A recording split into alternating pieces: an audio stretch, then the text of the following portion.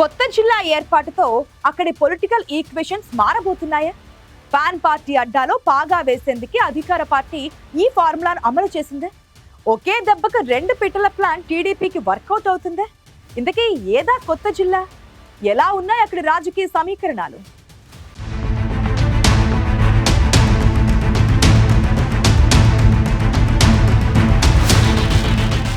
దశాబ్దాలుగా ఉన్న పశ్చిమ ప్రకాశం జిల్లా ప్రజల ఆకాంక్షను కూటమి ప్రభుత్వం నెరవేర్చింది. పశ్చిమ ప్రకాశంలో 4 అసెంబ్లీ నియోజకవర్గాలు కలిపి మార్కాపురం కేంద్రంగా కొత్త జిల్లా ఏర్పాటు చేసింది కూటమి ప్రభుత్వం.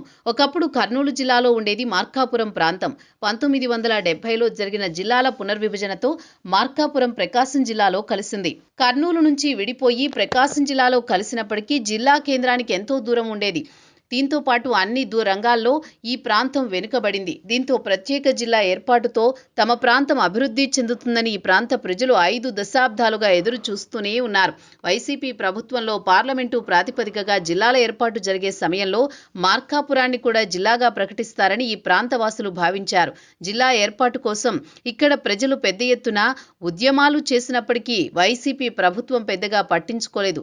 కూటమి అధికారంలోకి వచ్చాక ప్రజల ఆకాంక్షకు అనుగుణంగా మార్కాపురం కేంద్రంగా 4 నియోజకవర్గాలను కలిపి కొత్త జిల్లా ఏర్పాటుపై పాలన ప్రారంభమైంది.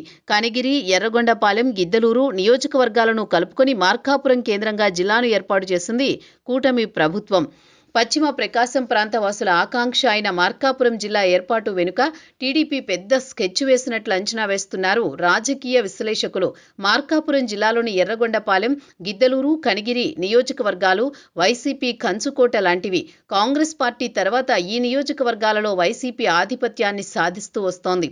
ఈ క్రమంలోనే వైసీపీ ఆవిర్భావం తర్వాత ఈ 4 నియోజకవర్గాలలో వ్యక్తులతో సంబంధం లేకుండా పార్టీ జెండాపై ఇక్కడ అభ్యర్థులు విజయం సాధిస్తూ వస్తున్నారు. అయితే మార్కాపురం జిల్లా ఏర్పాటు ఆకాంక్షను గత వైసీపీ ప్రభుత్వం పెడచెవిన పెట్టడం మొన్నటి ఎన్నికలలో ఆ పార్టీకి మైనస్గా మారిందనే చెప్పుకోవచ్చు. ఎన్నికల సమయంలో మార్కాపురం ప్రాంతంలో పర్యటించిన చంద్రబాబు తాము అధికారంలోకి వచ్చిన వెంటనే మార్కాపురం జిల్లా ఏర్పాటు చేస్తామని ఈ ప్రాంత ప్రజలకు హామీ ఇచ్చారు. ఇదే అంశాన్ని కూటమి నేతలు ప్రజల్లోకి బలంగా తీసుకువెళ్లారు.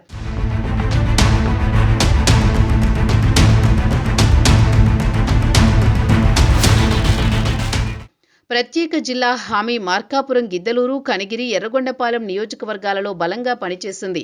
వైసీపీకి బలమైన రెడ్డి సామాజిక వర్గానికి దగ్గరయ్యేలా మొన్నటి ఎన్నికల్లో టీడీపీ మార్కాపురంలో కందుల నారాయణరెడ్డి, గిద్దలూరులో ముత్తుమల అశోక్ రెడ్డి, కనిగిరిలో ఉగ్ర నరసింహారెడ్డికి టికెట్లు కేటాయించి ఆ సామాజిక వర్గ ఓట్లు అనుకూలంగా మార్చుకోగలిగింది. దీంతో మొన్నటి ఎన్నికల్లో ఎర్రగొండపాలెం మినహా మిగిలిన గిద్దలూరు, మార్కాపురం, కనిగిరి నియోజకవర్గాలలో టీడీపీ అభ్యర్థులు తిరుగులేని విజయాన్ని సాధించారు.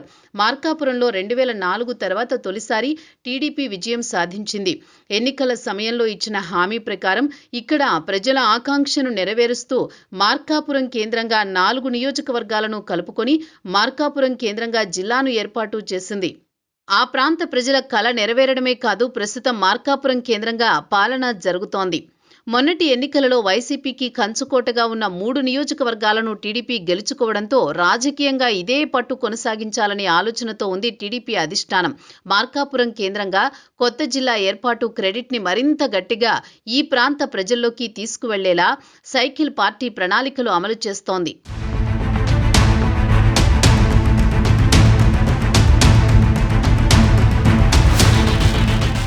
కొత్త జిల్లా క్రెడిట్ని వాడుకోవడంతో పాటు ఈ ప్రాంత వరప్రదాయిని అయిన వెలుగొండ ప్రాజెక్టును కూడా వీలైనంత త్వరగా ప్రారంభించాలని, ఆ క్రెడిట్ కూడా తమ ఖాతాలో వేసుకునేందుకు టీడీపీ సిద్ధమైంది. ఈ ప్రాంత వాసుల ఆకాంక్షలైన మార్కాపురం జిల్లా ఏర్పాటు, వెలుగొండ ప్రాజెక్టు నిర్మాణం క్రెడిట్లను తమ ఖాతాలో వేసుకునేలా ప్లాన్ చేస్తోందట టీడీపీ అధిష్టానం. ఎంత వీలైతే అంత త్వరగా వెలుగొండ ప్రాజెక్టును పూర్తి చేసి ఈ 2 అంశాలను ప్రజల్లోకి తీసుకువెళ్లి పొలిటికల్ మైలేజ్ పొందాలని అనుకుంటున్నారట అధికార పార్టీ నేతలు. వీటితో పాటు ఈ ప్రాంతంలో బలమైన రెడ్డి సామాజిక వర్గాన్ని తమ వైపు తిప్పుకోగలిగితే మార్కాపురం జిల్లాలో తమకు తిరుగు ఉండదనే ఆలోచనతో టీడీపీ పెద్దలు ఉన్నట్టు చెబుతున్నారు. ప్రస్తుతం మార్కాపురం జిల్లాలో ఉన్న 4 నియోజకవర్గాలలో పట్టు సాధిస్తే ఒంగోలు లోక్సభ సీటుకు కూడా కలిసి వస్తుందని అంచనా వేస్తోందట టీడీపీ అధిష్టానం. ఈ నేపథ్యంలోనే ఇక్కడి అసెంబ్లీ సెగ్మెంట్లతో పాటు పార్లమెంటు స్థానాన్ని దృష్టిలో పెట్టుకుని ఒకే దెబ్బకు 2 పిట్టలను కొట్టేలా ప్రణాళికలు అమలు చేస్తోందట టీడీపీ హైకమాండ్. మరి తమ కంచుకోటలో టీడీపీ వేస్తోన్న ఎత్తుగళ్లను వైసీపీ ఎలా ఎదుర్కొంటుందో చూడాలి.